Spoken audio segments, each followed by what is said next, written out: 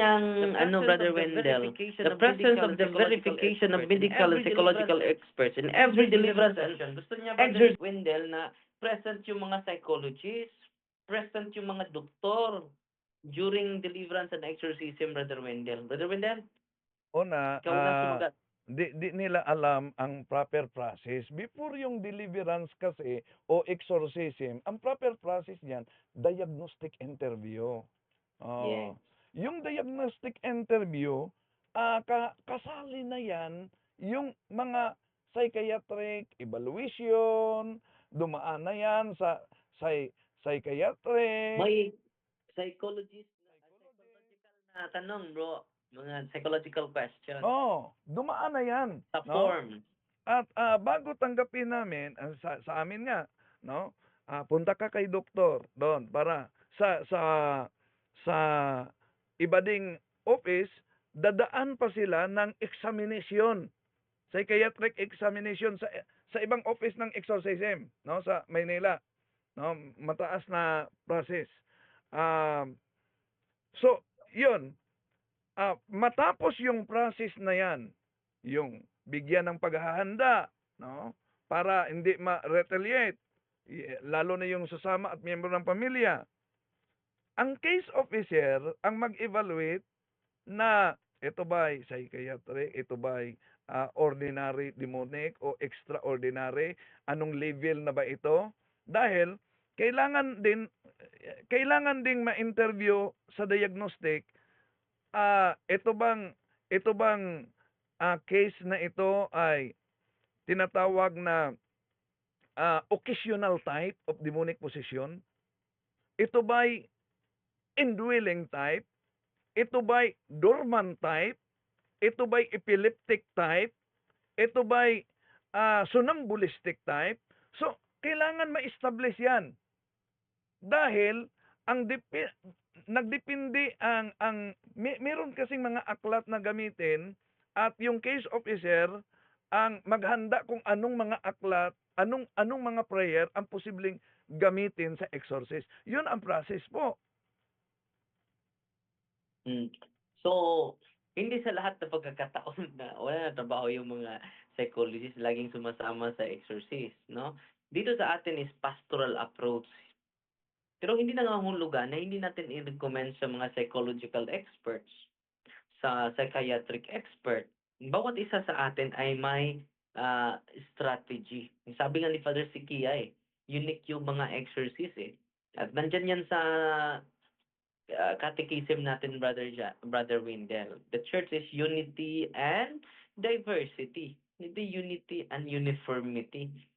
So, hindi sa lahat ng pagkakataon na may wala na trabaho yung mga medical experts. No? Maliban dyan, Father, ma-diagnose natin, kung matagal na tayo sa ministry, ma-diagnose natin na Madali ito'y, na. madali nating ma-diagnose na ito'y extraordinary, demonic, no? Pero meron talagang, sa totoo lang, di nila alam na may mga psychological cases na nagtatago ang demonyo. Totoo yan. Oo, merong mga ganyan. Isa nga pasyente natin, bro, kalamitan ng mga pasyente natin, lalo-lalo na yung may kaya, dumaan sa psychologist. Unang tanong sa case of sir, bro, pumunta na ba kayo sa psychologist, psychiatrist? Yes, bro, meron na kaming ano. So, very good dahil pumunta na kayo doon. So, isang babae, isang PYM bro from Butuan, Bohol, na meron siya makikita bro, open yung third eye niya. And then, marami na siyang gamot na iniinom. At binibigyan natin siya ng interview sa case officer. Ito father, no? May may element of spiritual harassment. At doon na natin makita after diagnostic prayer bro kung oppression ba, kung obsession ba, or total possession talaga after na sa prayer of ay tinatawag na diagnostic prayer, no? Hindi sa lahat ng pagkakataon, kapatid, dahil bawat exorcist may unique experiences Hindi mo ma-absolutize ng specific na exorcist yan ang lang ang susundin. Kaya nga every year po kami nagtitipon. It is a sharing of experiences. At kahit si Father Sikia, very humble, no? We learn every day. We don't stop learning. Yan din ang ginagamit natin, no? Kaya nga, yung mga cases namin na mabigat, lagi kaming kumukontak ni Father Cabading. Father, may ano kami na cases dito. After diagnostic prayer, kung may traumatic experience yung pasyente natin, sasabihin namin, punta kayo sa na pagpakabuhi center, no? And then yung pagpakabuhi center, yung mga psychologists, mga psychiatrists, yung mga hindi nila makaya, Brother Wendell, ipapunta din sa office, no? So, meron din tayong doktor ha sa office mismo, sila Doktor Halad. Magbibigay ng mga vitamins, yung mga makikita namin, mga gamot na kailangan sa physical dimension natin. So, holistic po yung ano natin. So, kami ang mag-diagnose, yung sa gawa ng diagnostic prayer, kung may possessed man, kahit possess, i-recommend pa namin sa psychological counseling, psychological processing, yan ang ginagawa namin, no? Hindi sa lahat ng pagkakataon nandiyan yung wala ng trabaho yung psychologist. Lagi lang sumasama sa amin. Separate yung field natin. But despite separate yung field natin, ni-recommend namin. Dahil sabi namin, may natural, may psychological, may spiritual din. No? Hindi naman tayo fanatic holistic naman tayo. Okay? Sabi niya dito, bro, the default reaction, pangatlo, judgment that such person giyawaan o possess are shown in some of his social media. No, default reaction ko, no, nagyawaan, possess. Kailan naman ako nagsasabi na immediately na yawaan, no? Siguro ang ginagamit ko ay hinaharas spiritually.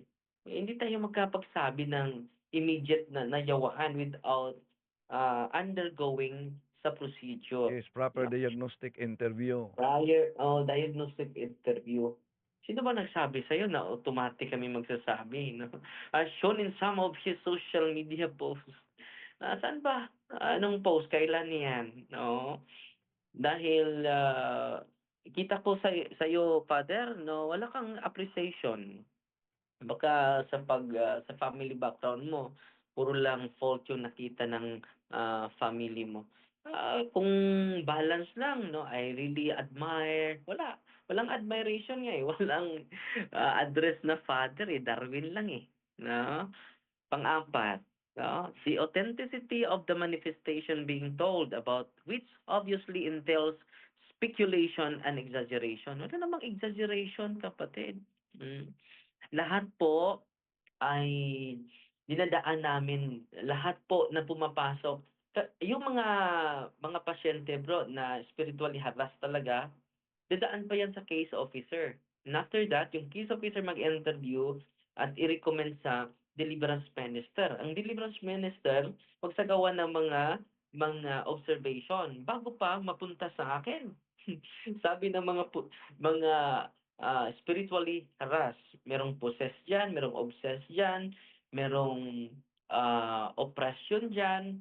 Hindi lahat possessed, no? Spiritually harassed po. Okay? There's no exaggeration kung makinig ka lang ng buo sa aming mga talk. Lahat ng mga hinaharas po, ina-undergo po yan. Thorough procedure po ginagawa natin. Pupunta dito for catechism, sa office after catechism, Brother Wendell, isa-isahin na ma-bless sila using confession, merong confession, merong anointing of the sick, yung mga nahihina na, may sakit, bibigyan ng Eucharist. So yung katotohanan sinishare natin sa kanila. And after that, kung may mag-react man, a version of to the secret, magpasok sa tubig, yung tubig ay maginaw naman, di ba? Kung mapasok sila sa tubig, i-interview pa yan sa case officer, hindi immediately, no? Okay, wala, kung meron mang exaggeration, kindly state specifically saan po. Okay, kung meron, hihingi po kami ng tawad, paumanhin. Dahil it is our human limitation po. Hindi naman kami perfecto, Father, eh, 'no? Hindi naman kami perfecto. So, may dagdag ka, bro, about exaggeration, bro? Oo, yun. Una, baka sabi nila exaggeration dahil sinabing maraming mga cases na Mm. pangyayari na ganito. Pero sa totoo lang talaga, ah, bago bago may mga appointed exorcist sa amin, yung unang kaso, ah, sunod-sunod na kasi malaman ng mga tao na meron palang maghandol, 'no? Do'n pa natin malaman na marami talagang mga ganito at batay sa mga nalalaman natin sa ministry, paano i-diagnose na ito'y psychiatric case o kaya'y demonic, mag-react talaga sila sa sacramental na hindi nila alam na sacramental 'yon, 'no? Mm. Ah, eto, balik natin si Father o si Francisco Siquia, sabi niya dumami talaga, oo. Balik natin si Father Siquia sa kaniyang pahayag. Sandali muna ha. Dumami talaga umano. We are here surrounded by these evil spirits and they continually tempt us, tukso tayo at hindi lang tukso, no? There is what we call extraordinary demonic attack. And therefore, this is the battle that is going on. Sabi nga ni San Pablo, no? Yung talagang labanan ay it's not between flesh and blood, no? It's between spiritual powers. And the battle is for souls, no? Para sa kaluluwa ng tao. And that is their main goal, is to destroy us, to lead us also away from God. All exorcists are unanimous na talagang dumadami na yung mga cases of hindi lamang possession, pati na rin yung mga lesser forms of demonic attack, yung oppression, obsession. And it is something that is very alarming. That's why even the Vatican has provided a course, isang kurso on exorcism and deliverance para magturo. Dumadami, especially sa Quiapo, marami pupunta dyan. No? Kasi maraming grupo dyan na mga occult practitioners, mga spiritistas, mga manghuhula, and then later on they get possessed at tumatakbo. Of course, takot na takot ako, no? Because I didn't really first experience ko yun. No? Hindi ko alam yung anong, I knew what to do, but of course, iba yung nandun ka na eh. No? And so, I was parang baptism of fire ko yun. And because of with the grace of God, naging okay naman yung tao. And suddenly, yung cases started to arrive again. Doon nag-umpisa, they started calling me, no? Dahil nalaman nila na magkaroon ako ng experience. And Bishop Buhayin gave me the faculty to exercise siya yung unang-una sa lahat because sabi niya, Joseph, may degree ka sa psychology and mukhang this will help you to discern and diagnose better. No? Oh, yun. Dumami talaga pag may malapitan. Bakit dumami? Dahil alam naman natin sa Ministry of Liberation, yung mga openings, yung tinatawag na doorway na daanan ng extraordinary o na yung tinatawag na kasalanan, sin, traumatic experiences, occultism, and preternatural offering. So, maraming nakaranas nito. No? Maraming nakaranas dahil yun ang daanan. Maliban pa, kahapon, baptism of our Lord Jesus Christ. Oh, di po ba sa baptism din natin, itinatakwil natin ang demonyo at ang lahat niyang mga gawain. Pero ang problema lang, daming hindi alam ng mga Katoliko na sa pamamagitan lang ng superstitious beliefs ay muling niyakap nila ang itinakwil nila na demonyo. Dahil sa Catechism of the Catholic Church 2130, superstition is a total departure of the worship that we give to the true God. So, ang tanong, hindi bang maraming mga kapatid natin na nasa superstitious beliefs? Kaya hindi yan maituring na exaggeration talaga, Father. So, Yan talaga, inaamin na yan sa yung aming sinishare sa inyo, bunga po yan sa mga series of conference na dinadaluhan namin. Nila Father Sikia, mga international exercise, yun. No? Kahit si Adam Blay ba yun, bro? Anong Oo, pronounce yung sa Adam Blay? si Adam Lai Oo. nagiging speaker din natin. Sa Cebu, sa conference natin, tinanong siya, bro, pwede ba na makapost ng actual video sa exorcism? Sabi niya, pwede. O For the tinanong sake siya. of catechism. Yes, Mm. pwede for the sake of catechism. For the sake of education, pwede. Yan ang sinabi niya, no? Sa open forum 'yan, may nagtanong at ang nagbasa sa tanong si Father Winston Cabading. Pwede bang i-post ang video ng exorcism? Pwede kung ito'y ginagawa para sa pag-educate. Education. Narinig mo yun, Brother Wendell, no? Yes, Father. Oo. So every year po, Father, nagsagawa kami. Hindi po ako absent. Very committed po ako na ministering ito at sinabihan ko nga si Bishop na Bishop, pupunta ako sa Roma. May doon modular on exorcism. At sabi niya, sige, mag-inquire ka, ipadala kita. No, I hope next year siguro dahil may mga requirements pa na asikasuhin, no?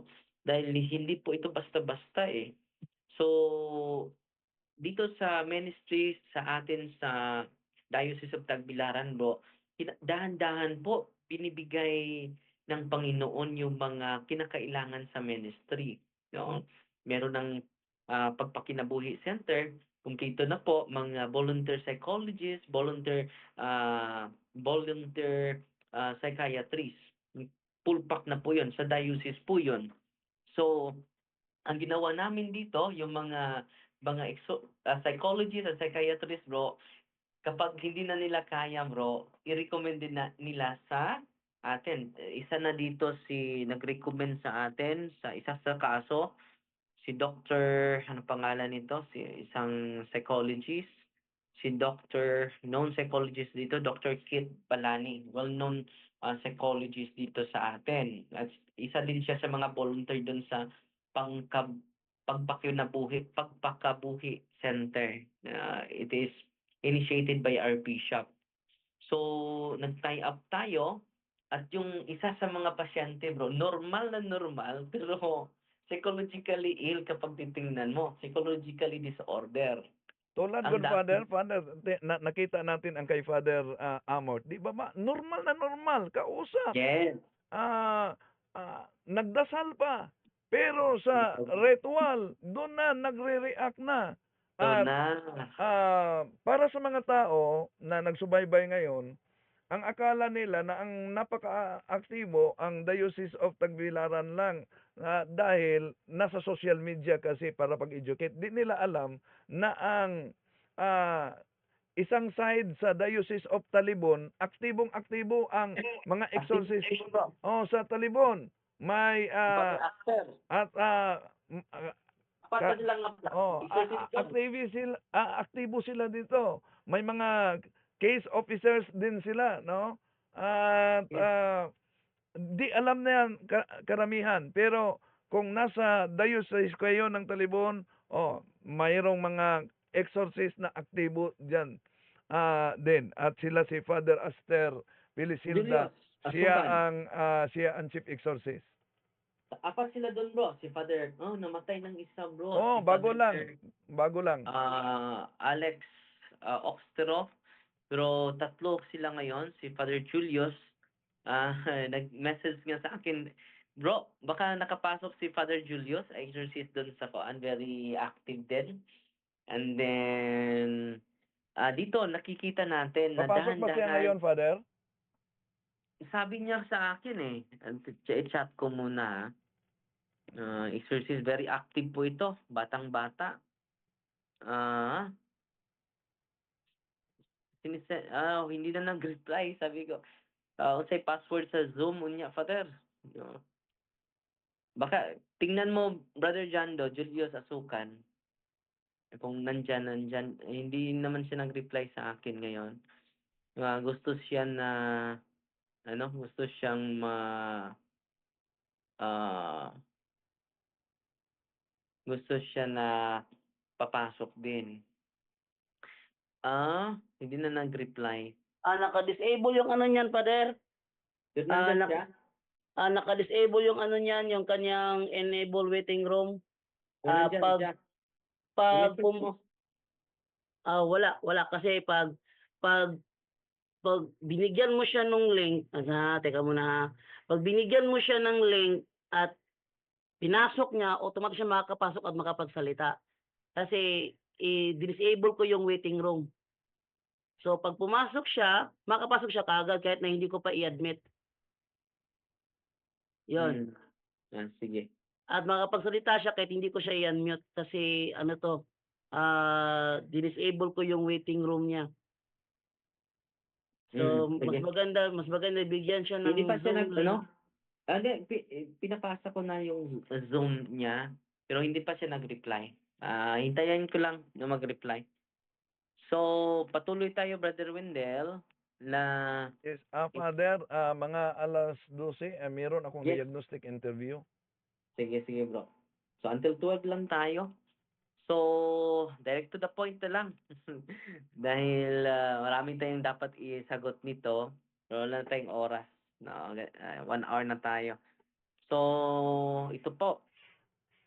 Alam nyo, yung nirecommend ng mga psychologists, okay na po.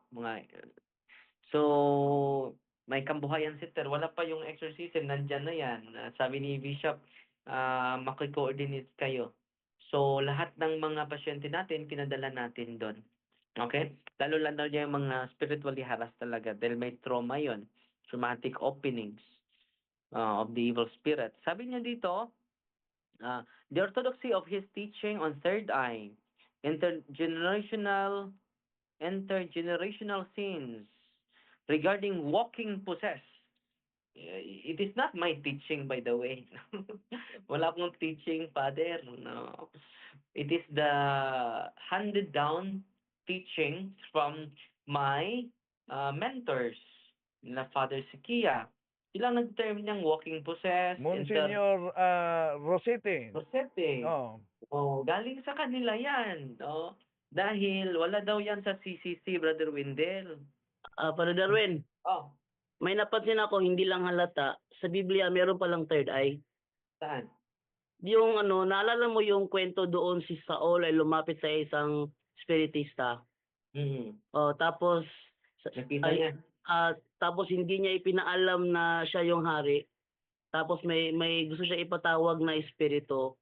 Tapos nung tinawag ng espiritista yung espiritu, dinescribe siya ng espiritista, pero hindi nakikita ni Haring Saul.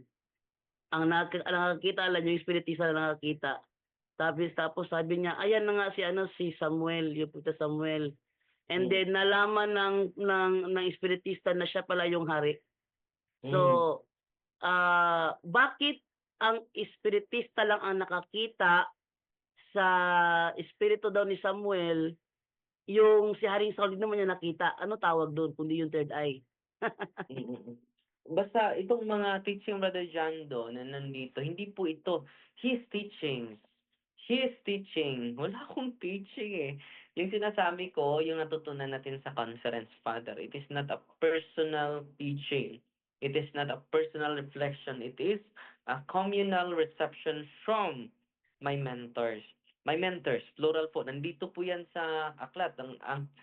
Ang ano nito, ang baga kayo, ang kapal. So nandito po. At nasa aklat din yan maliban dyan sa aklat ni Father Winston Cabading, nasa aklat din yan Father Chad Ripperger, no? Ito prayer to remove generational spirits. Nandyan yan. Intergenerational spirits. And then, sabi niya, yung walking possessed, sabi niya, nandito yan sa aklat ni Father Sikia, no? Na nababasa natin yan. Hindi yan po creation story ko po. Yes. It is not my teaching.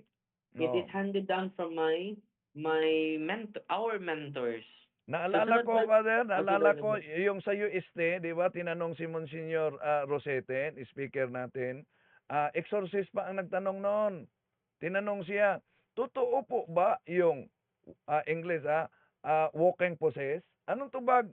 Anong sagot ni Monsignor Rosete? Well, possessed can walk. Hmm. Well, possess can walk. Kaya walking possess eh. Hindi po yan atin ha. I-correct ko lang, Father ha. Hindi po yan my teaching. It is the teaching of the Universal Exorcist po. At marami naman tayong mga church fathers, di ba? Apostolic tradition. Hindi lang sa CCC yung ating reference. Meron din tayong mga apostolic tradition. Meron din tayong ah patristic tradition na kailangan natin ma-consider. At ang dami po na mga position ni Father Sikia sa mga church fathers natin. Pangwalo, bro, kay 10 ito eh. Pangwalo, the ordinary parlance he used like possession or giwaan were in fact the reaction of some people in the audience can have natural explanation. As what happened during his talk with our clergy, one of our staff is down at the back gikabuhi. Immediately, yung staff himself declared nag-react ang yawa. Una, dahil ako po ay naka-interview nito, itong babaeng ito, bigla lang siyang nanginig, no? Sabi ni Father, ikabuhi ra daw, no? And then, meron siyang nakita, Father, may third eye siya eh. Open yung third eye niya. Hindi naman sinabi yawaan. Sabi mo dito, declared nag-react ang yawa. Ang problema lang, nag-conclude sila, hindi totoo ang third eye dahil wala sa catechism of Wala the na Catholic natigil Church. Ikalawa, lalo nang mag-react sila kung nasa ritual yung soul ties. Di ba ba? How to break soul ties. Baka sasabihin naman, hindi yan totoo dahil wala yan sa catechism. Hindi naman lahat ng mga official nating aral nasa catechism talaga. Dahil kung ba wala yung soul ties, wala yung third eye, ibig mo ba sabihin, invalid na yung nasa loob mismo ng solemn exorcism ritual? May closing na third eye dito, nandito po, no? Ang taas pa, no? Babasahin ko lang ha. Solemn closing of the occult third eye. So, sana po ay closing the major entry points. Nandito po, expelling the demon of divination and closing of the third eye. The only way to facilitate. Ano ito? Ito yung mga prayer, oh. Meron pang guidelines, meron pang mga openings, oh. Sinusunod natin ito. May sinusunod tayo po. Closing the third eye, supplication to the Almighty to close the mental, emotional, spiritual entry points. No, ito yung prayer. God, our Almighty Father, even when our first parents sin, ang taas po, no? Ang taas po. Oh, Meron pang napakahaba basta kay Father Kabading na ritual, no? Meron pang paglagay ng mga uwel sa sinsis diyan. sa senses. Ang kaso, at kung hindi yan totoo, bakit mag-react dito? Bakit meron silang makita na hindi natin makikita? Maliban dyan, Father, kung tandaan natin, after baptism and fasting of our Lord Jesus Christ, the first ministry of our Lord Jesus Christ was exorcism. Precisely. Saan After yan baptism. nangyari? Doon mismo sa sinagoga. Nag-react ang demonyo sa katawan ng tao sa presensya ng ating Panginoong Hesus. Doon sa sinagoga. Ang tanong, sinabi ba ng ating Panginoong Hesus, abay, kulang ng kain lang ito. Oh, Kabuhi. gutom lang yan, gikabuhi na. Nung tinanong ko itong babaeng ito, may nakita talaga siya. No, hindi naman sinabi niya, kabuhi ako, Father, no? Declared himself, nag-react ang yawa. Hindi sinabi na possess. Hindi naman sinasabi na possess. Spiritually harassed. Iba yung spiritually harassed, then may level of spiritual harassment, Father. Dapat alam natin ito. Una, infestation. Pangalawa, oppression. Pangatlo, obsession. Pang-apat, possession. Pang-apat, puro yun spiritually harassment. At hindi Spiritual lang yan, harassment. Father, sa third eye, may level din. First Level level, second level, third level, which is the highest form of psychic ability. At pag lampas na sa tinatawag na exorcism, yung demonic possession, meron ding mga iba't ibang mga types of demonic possession.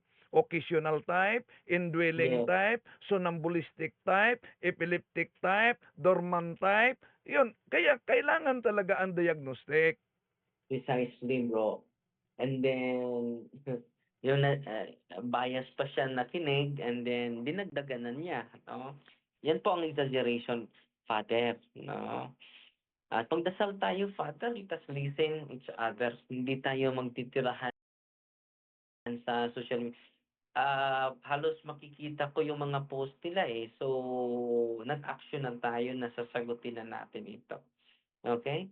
Para hindi na malito yung mga tao. May punto naman kayo, kapatid. May punto talaga kayo. Tinatanggap ko yung mga magandang punto ninyo. Pero hindi ko lang matanggap bakit idaan nyo pa sa post-post ninyo. Magkapareho lang tayo. At ang nakita ko sa majority na post nila, Brother Winder, there's no appreciation. Hindi naman tayo naghahanap, we never seek appreciation. Pero kailangan na balance tayo. Hindi tayo over-critical, hyper-critical. Meron namang dalawang criticism, di ba? Alam mo naman, matalino ka naman eh. Una, constructive criticism. Tinatanggap namin yung constructive criticism ninyo. Pangalawa, destructive. Pero na-perceive ko is destructive tong sa inyo eh.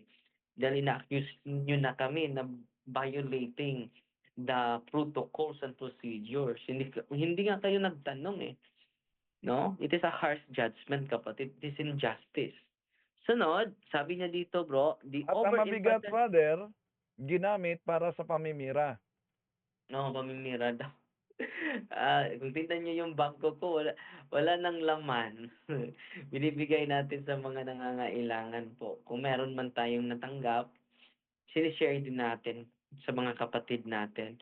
So, 35 na ka mga scholars sa ministry ito. At meron ding 17 seminarians, Brother Wendell, ang natulungan po. Kung alam na nila yung charity na inspire because of this ministry, ma-amaze din sila. At bumisita na tayo sa mga orphanage, Brother Wendell, and then bumibisita din sa mga bilangguan using the